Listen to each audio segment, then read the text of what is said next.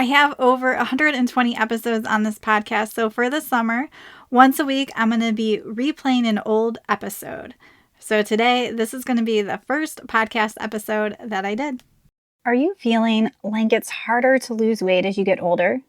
Maybe your clothes are feeling tighter and you don't want to move up another size.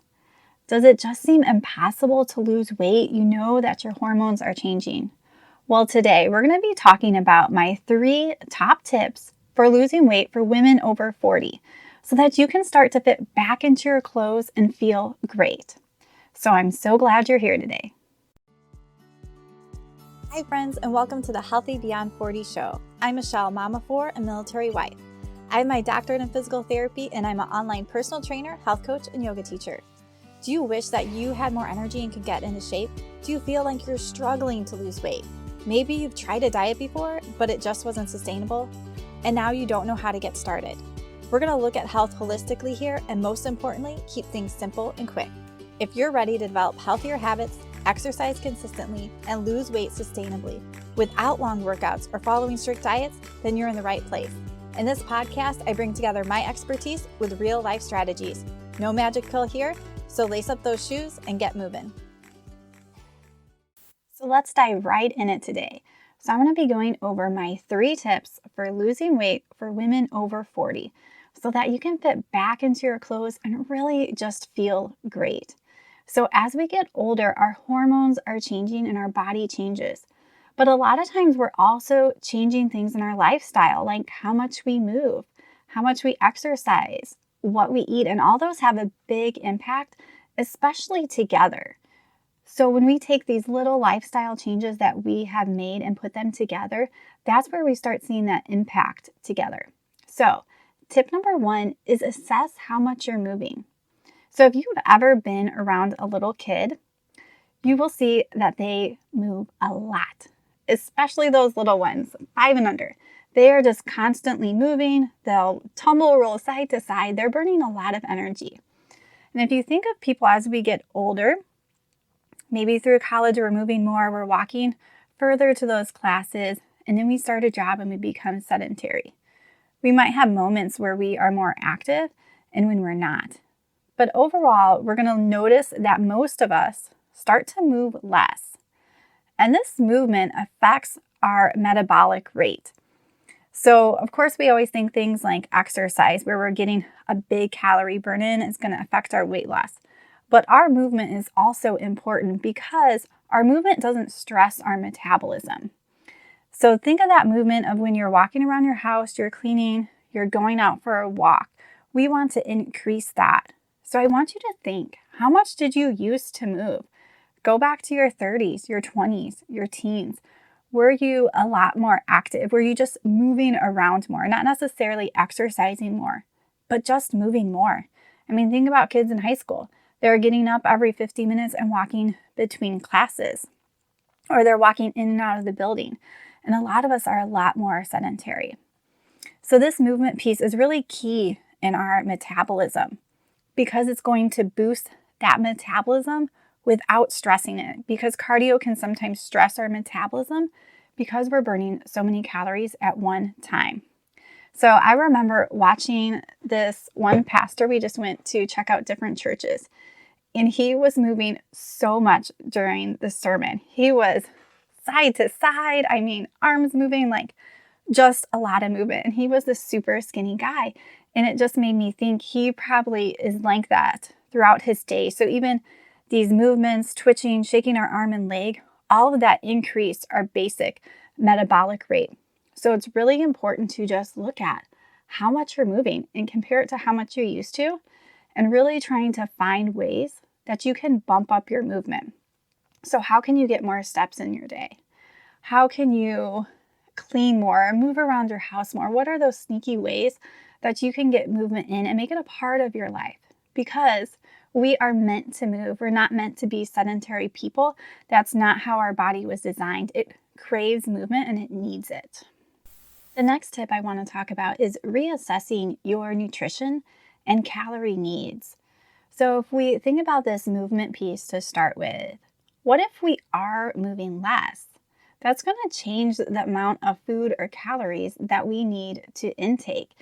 And I think this becomes really important as we get older. So somebody might be saying that they are they're doing the same thing, but what's really happening is they're moving less, they're exercising less, but they're eating the same. So that's going to create that calorie excess, making you gain weight.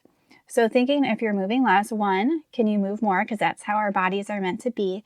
And number two, thinking of adjusting what you're eating if you are moving less or exercising less. And also, as you age, you're going to notice that you might have less muscle mass, especially if you're not strength training or doing something to actively gain muscle mass. Our muscle mass starts to decrease after the age of 30. So muscle burns more calories than fat. So if you have more muscle in your body, you're going to burn more calories. If you have less muscle, you're going to burn less calories, and that is just doing nothing if you're just sitting there. So muscle is a really big calorie burner. So if you're losing muscle mass because you're not exercising or strength training, you're going to need less calories. So also think we've talked about that movement, but the same thing goes with exercise. Are you not exercising as much as you used to? So not only do you burn calories when you're exercising, but again, having that more muscle mass is going to burn more calories doing nothing. Isn't that what we all want? So we want to be increasing our muscle mass as we are getting older.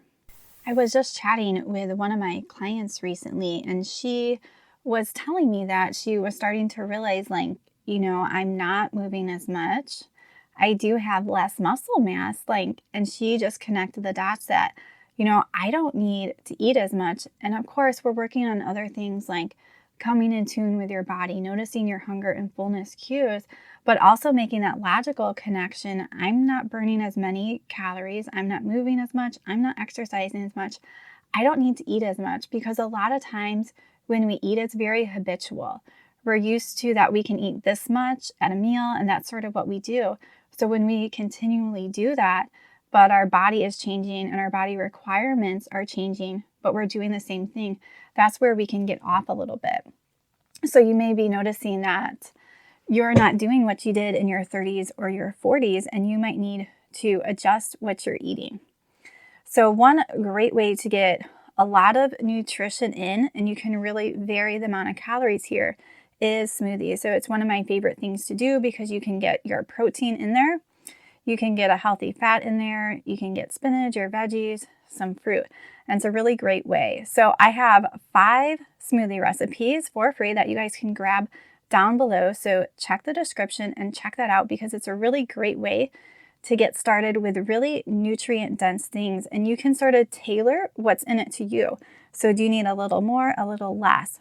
But you always want to make, when you're having a smoothie, especially if it's for a meal, that you are eating enough. What I see commonly is people make smoothies, they don't put much fat in it, so they have a little bit of fruit and they have spinach and maybe they add some protein powder, and it just really doesn't have enough calories and density and fat in it to hold them over for a meal. So make sure that if you're using that smoothie for a meal, that you are making it filling enough for yourself. And my third tip that I've alluded to a little bit already is strength training.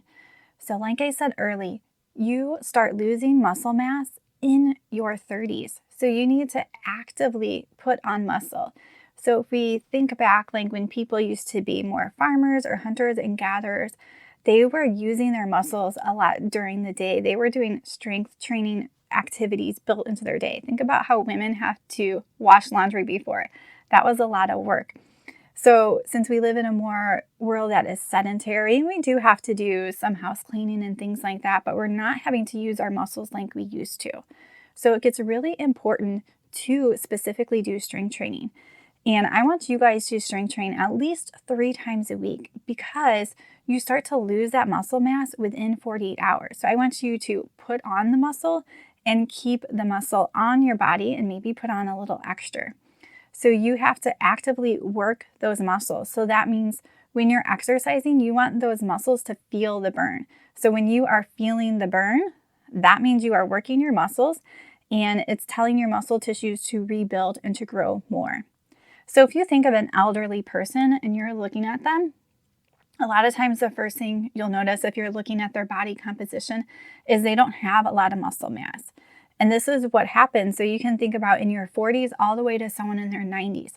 They are not going to have a lot of muscle mass. And that's what we want to slow down, because we want to keep that muscle in our body. We want to keep us strong so that we can balance, so we can move well, so we can keep our metabolism up.